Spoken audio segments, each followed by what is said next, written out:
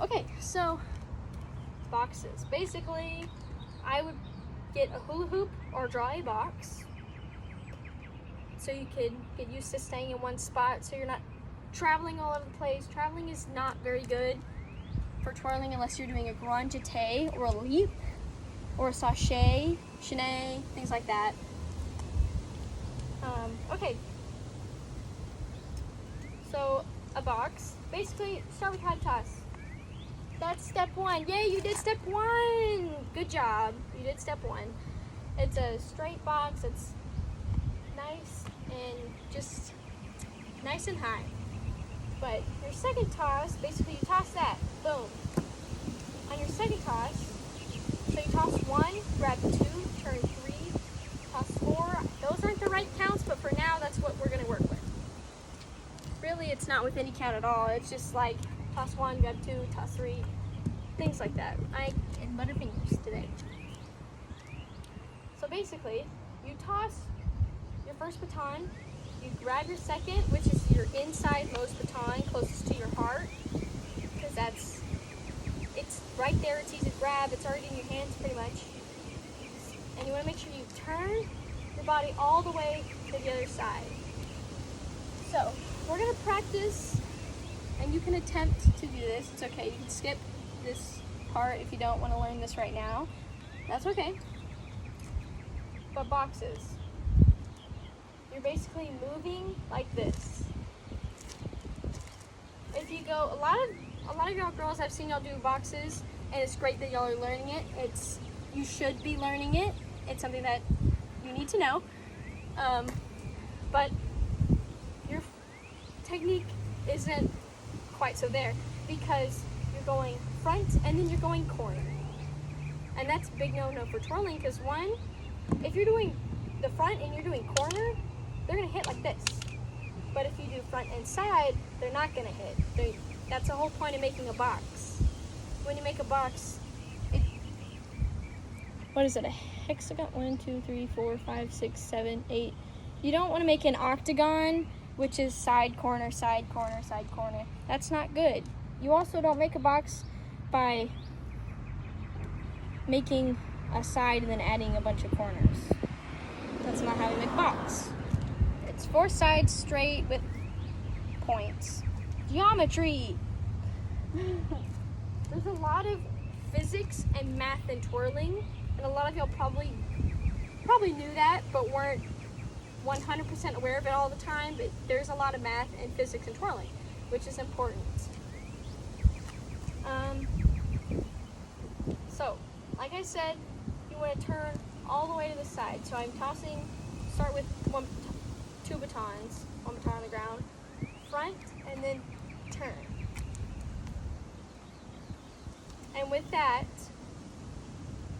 see how I'm tossing my first baton, but still watching it as I turn.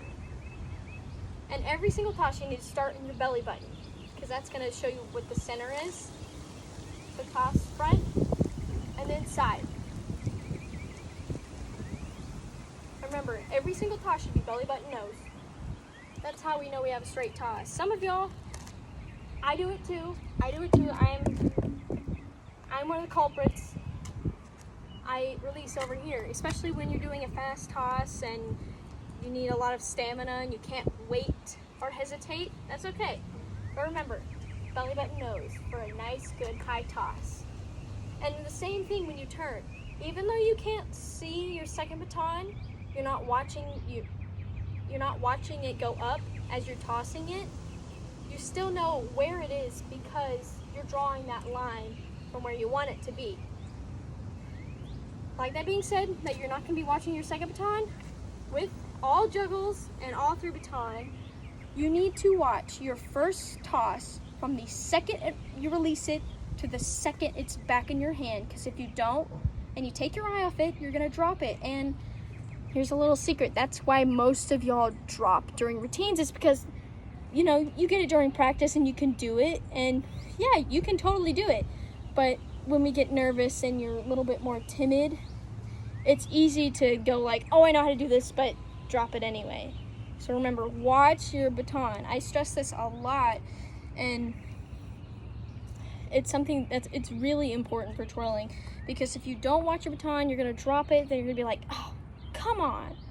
Like, Hannah, get it together. I know how to do that. I've done it in practice a million times. You know why you dropped it? Because you took your eye off of it. Don't do that. Watch your baton. Watch your first baton until you catch it. See, watch. See, I didn't take my eye off my first baton until I had it in my hand and I felt it hit. Same with everything else. I feel like a broken record. I'm saying the same thing over and over again because it's important. So, practice again and turn. What? Yes. Yes. Oh, that was my mom.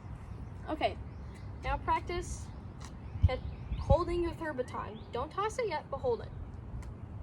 So we're going to toss to the front, move, pass, catch, pass. Or pass, pass, catch, or catch, pass, pass, catch.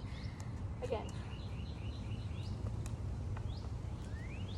And see how I keep it in the X every single time? That's very important because it's a lot easier to do juggles if you keep it in an X. Now attempt to do 3. Just do a half box. Start to the front. That's 1, 3, 5, and 7. Woo! Okay. Let's try that again. Toss 1, toss 3, toss 5, and 7. Same with juggles. Tosses are on count 1, 3, 5, and 7. You repeat 1, 3, 5, 7. Just think of the bells when they're traveling and moving places. 1, 3, 5, 7. Just have that in your head. It's very annoying, and it'll be stuck in your head, which is a good thing when you're twirling because you know what count you're supposed to toss on. Again, and just keep doing this. You can start with 2 until you get really comfortable with that, and then do 3. So 1, 3, 5, 7. 1, 3, catch. I didn't want to do another one. And when you get comfortable, you can just keep going around and around and around and around. And if y'all want to, in another video, I'll show you some tricks that you can do under your tosses for your box. So that's, you add a little extra pizzazz. And same thing with juggles, of course. All these are pretty much the same rules apply to everything. All with twirling, same rules apply. I want to start with really high tosses until you can get used to doing them faster and lower. 1, 3, 5. See, that toss was bad because I did my corner. That's an example of what not to do.